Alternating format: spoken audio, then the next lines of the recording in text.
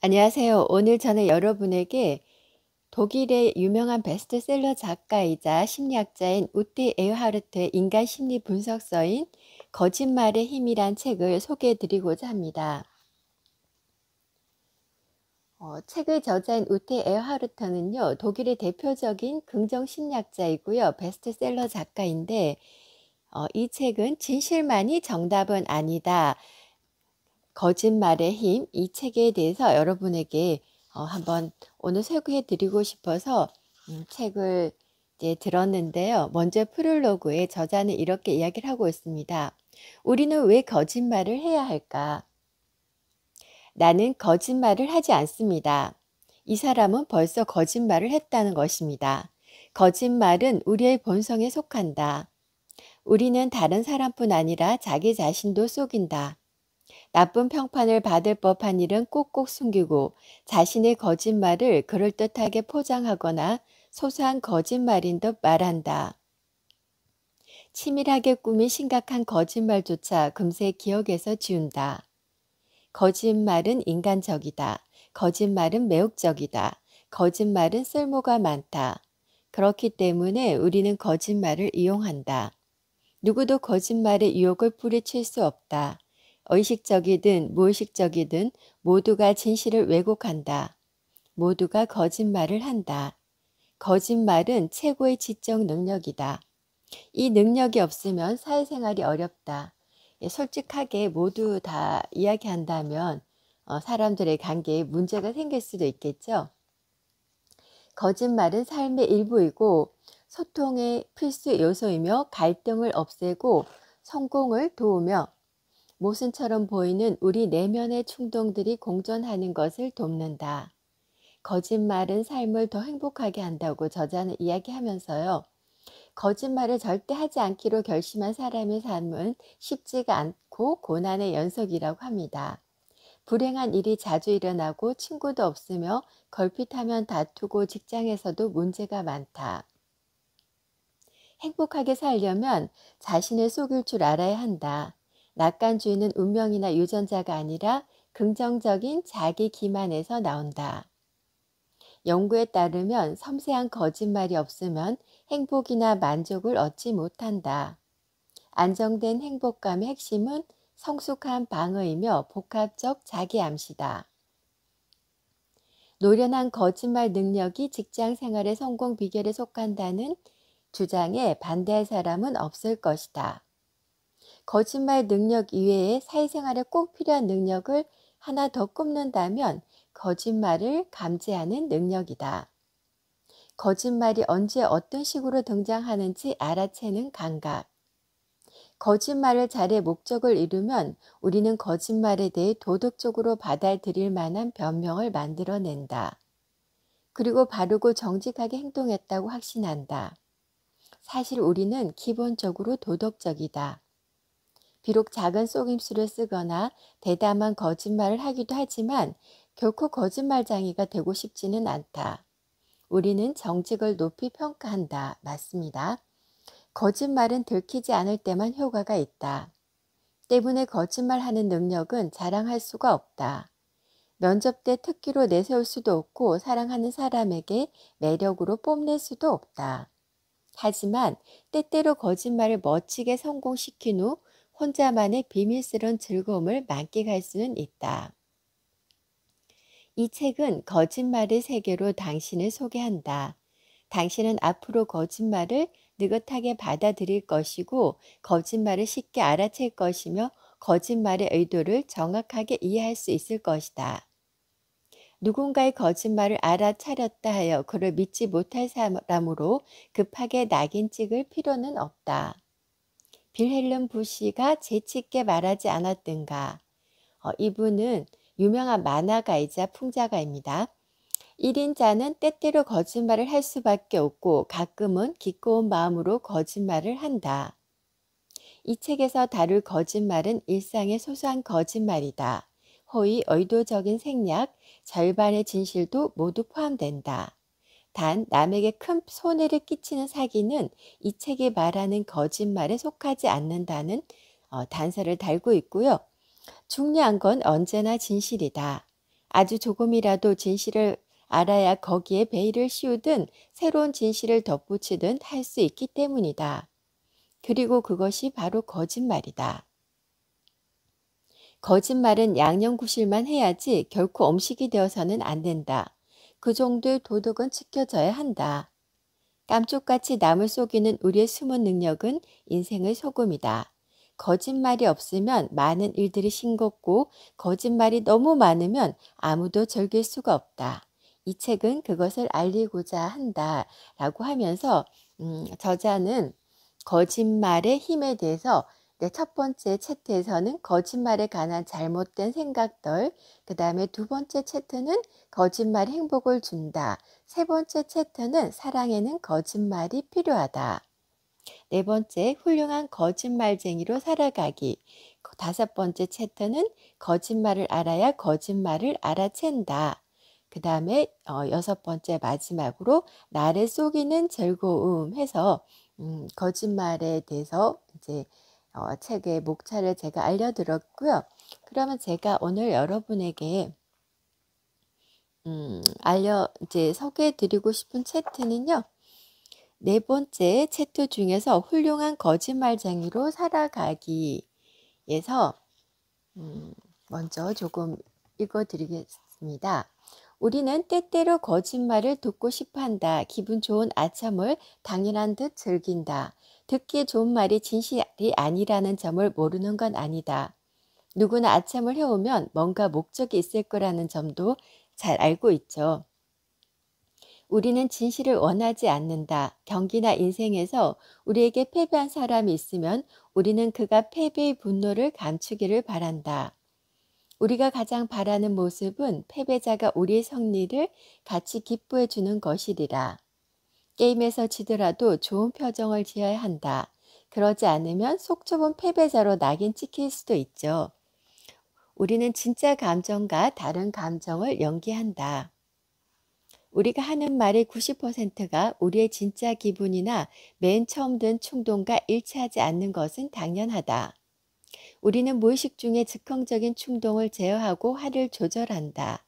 우리는 분노를 누르고 차분히 묻는다.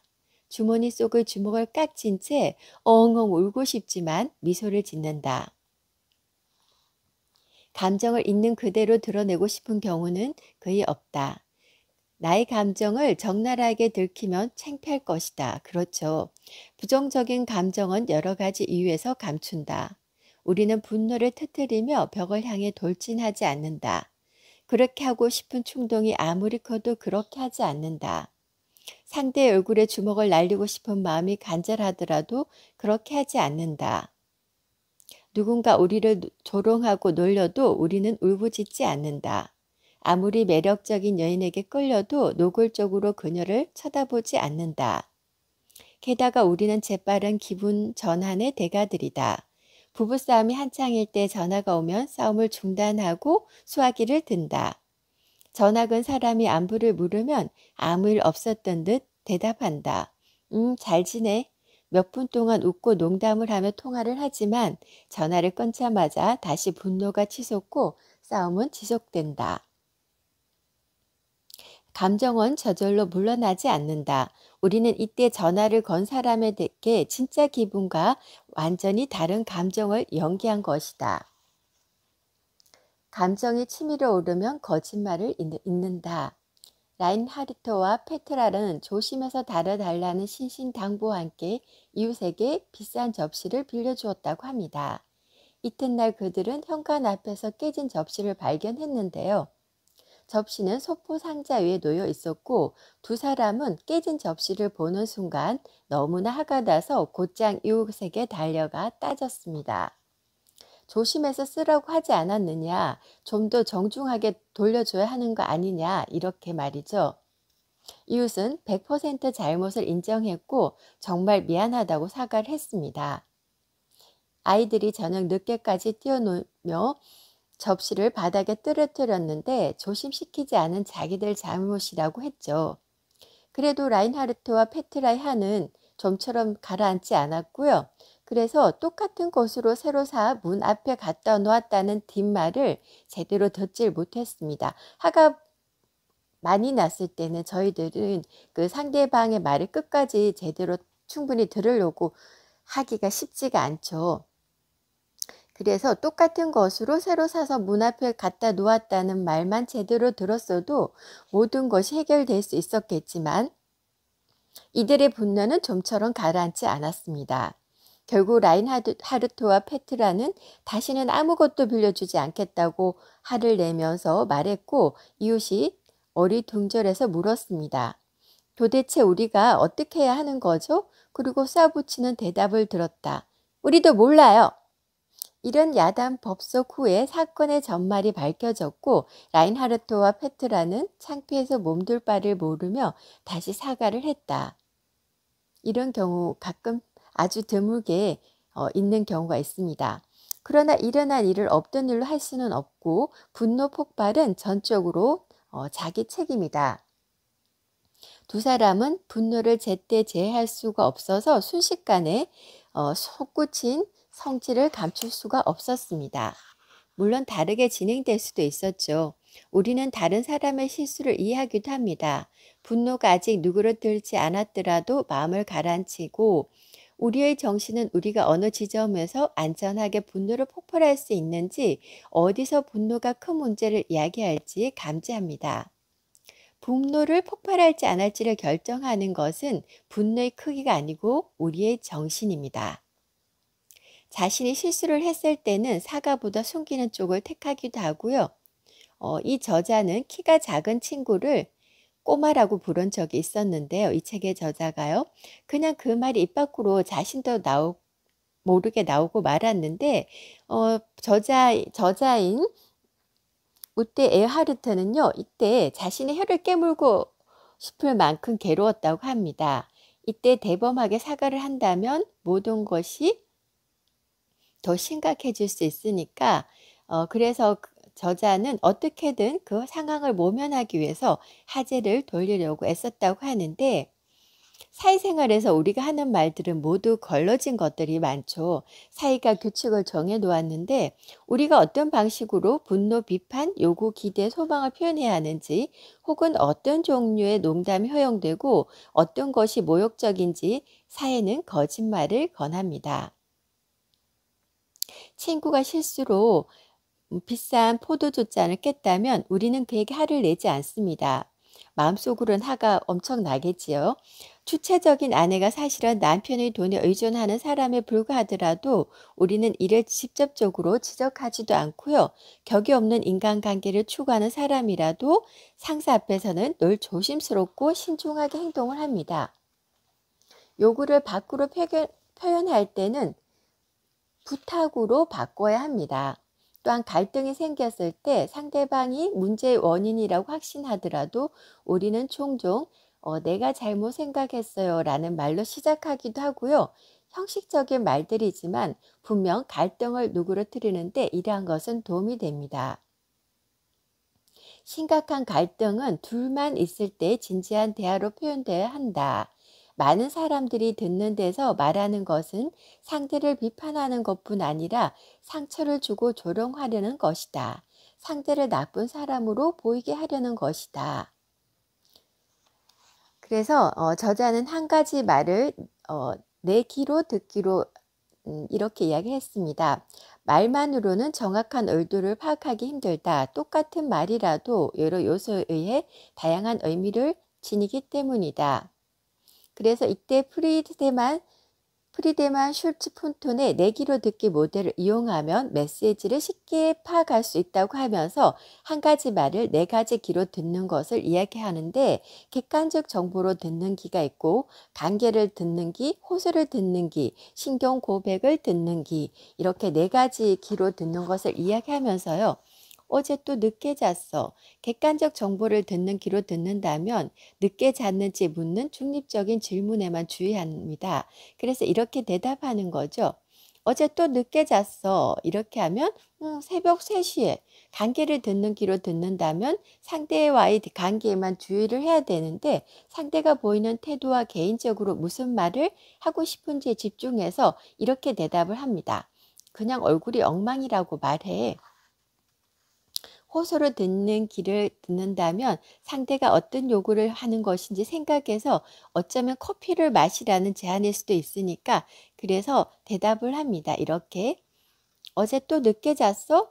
그래, 커피를 마셔야겠어. 그러면 집중이 좀 되겠지? 이런 식으로요. 그 다음에 신경 고백을 듣는 귀로 듣는다면 상대가 자신의 입장을 말한다고 생각하기 때문에 예를 들어 약간 화가 났다고 믿고 이렇게 반응합니다. 어제 또 늦게 잤어? 이걸 약간 화가 났다고 믿는다면 오늘 뭐 때문에 기분이 나쁜 거야? 이렇게 물어볼 수 있다는 거죠. 좀 더 구체적으로 살펴보면 어제 또 늦게 잤어?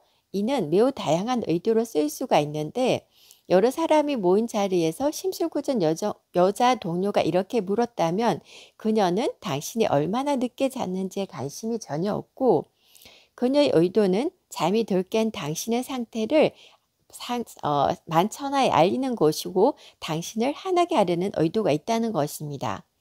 어쩌면 그녀의 의도대로 당신은 화가 나서 거칠게 쏘아붙일 것이란 거죠. 어제 또 늦게 잤어? 이 말에 듣는 사람은 화장이 좀 떴다고 당신한테 피해 주는 건 없잖아? 이렇게 이야기할 수 있다는 겁니다. 반대로 제일 친한 친구가 똑같은 질문을 했다면 마침내 어젯밤 이야기를 할 수 있게 되어서 기뻐서 어제 또 늦게 잤어? 친한 친구라면 너 놀라지 마. 어젯밤에 무슨 일이 있었는지 알아? 이런 식으로도 이야기를 할 수가 있다는 거죠. 많은 것이 우리의 반응에 이렇게 영향을 미치는데요. 우리는 숨은 공격에 반응하고 말 속에 담긴 이중 언어를 숨은 말 속에 담긴 이중의 의미를 감지하는데 또한 우리는 표현 방식을 선별하고요. 친구와 친구가 아닌 사람일 때 다르게 표현을 합니다. 우리는 조정하고 거짓말을 한다는 것이죠. 뚱뚱한 사람은 힘센 사람이 되고 무식함은 납득할 만한 착각이 되며 큰 실수는 누구에게나 발생할 수 있는 작은 오류로 바뀐다는 것입니다. 우리는 믿고 싶은 것만 진실로 받아들이고 의심의 싹을 잘라버립니다. 그리고 알고 싶지 않아 우리는 고집스럽게 버틴다는 거죠. 우리는 피곤한데도 자동차를 운전하며 스스로에게 체면을 걸기도 하고 창을 열면 졸음운전을 막을 수 있을 거라고 아들이 슈퍼마켓에서 뭘 훔쳐다 걸렸는데 우리는 아들이 나쁜 친구에게 쏘갔다고 생각하기도 하고 딸이 외국인에게 모욕적인 말을 하면 우리는 무해한 일로 만듭니다. 무슨 뜻인지 걔가 모르고 했을 거예요. 이런 식으로 말이죠. 우리는 정확히 보려고 하지 않는다는 것입니다. 사소한 일로 믿고 싶어 하는데 역시 그것 또한 환상이라는 거죠. 그리고 신중해야 할 신문과 텔레비전은 눈앞의 이슈, 센세이션에 자신들의 의무를 잊었고 그들에게 수많은 비난과 조롱이 쏟아지는데 그들이 일부러 그러한 건강한 이성을 잠깐 끊는지는 미지수라는 거죠. 거짓말은 인생의 무거운 덩어리를 소화할 수 있게 돕는 박테리아에 비할 수도 있는데 저자는 이렇게 이야기합니다. 박테리아는 우리 몸속에서 소화 등을 돕지만 이 박테리아가 통치권을 갖게 되면 위험하다. 전체 장기 위험을 초래하고 어쩌면 생명도 위협할 것이다. 거짓말도 이와 같다. 모두가 남들이 다 거짓말을 한다고 생각한다면 극단적인 불신풍조가 퍼질 것이다. 모든 사회가 감염되고 말리라. 결국 박테리아가 통치권을 갖는다. 우리는 정신분열적 상황에 맞닥뜨린다. 많은 사람들이 때때로 거짓말을 한다는 사실을 안다.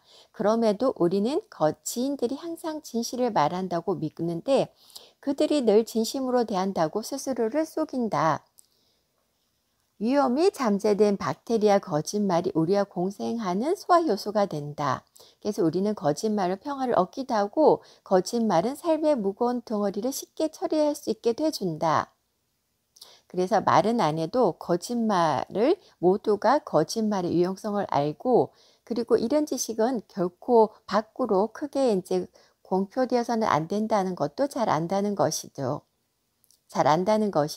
그래서 남들이 항상 우리에게 순도 100%의 포도주만 따라주는 게 아님을 알기 때문에 우리는 거짓말 권리를 행사하기도 하고 그러나 주는 대로 받는다는 거울 규칙을 지키지 않을 때도 있다는 것이죠. 우리는 종종 상대가 솔직하게 말해도 같이 솔직해지지 않는다. 뭐 이런 식으로 거짓말에 대해서 이제 필요할 때 거짓말을 또 한다는 거, 그리고 때때로 거짓말이 갈등을 해소해 주기도 하고, 그리고 거짓말이 때로로 이제 진실은 숨기지 마라. 진실은 고통을 주지만 후회를 남기지 않는다. 또한 진실은 보배임으로 돼지에게 주지는 마라. 진실이 이제 보배고 너무나 소중하지만 거짓말도 삶의 일부라는 거죠. 그래서 우리는 거짓말이 무의미한 충돌보다 이제 또 서로의 친분을 위해서 거짓말을 하기도 하고, 뭐 그래서 그다음에 또 저자는요, 거짓말을 이제 또 잘 알아차리는 능력도 매우 중요하다는 것도 또 뒤편에 또 적어 놓았습니다. 그래서 거짓말에 대해서 재밌게 쓴 책이어서 여러분, 예, 오늘 제가 이 거짓말의 힘에 대해서 오늘 여러분께 소개해 드렸습니다. 그럼 다음에 또 좋은 책으로 여러분 뵙겠습니다. 감사합니다.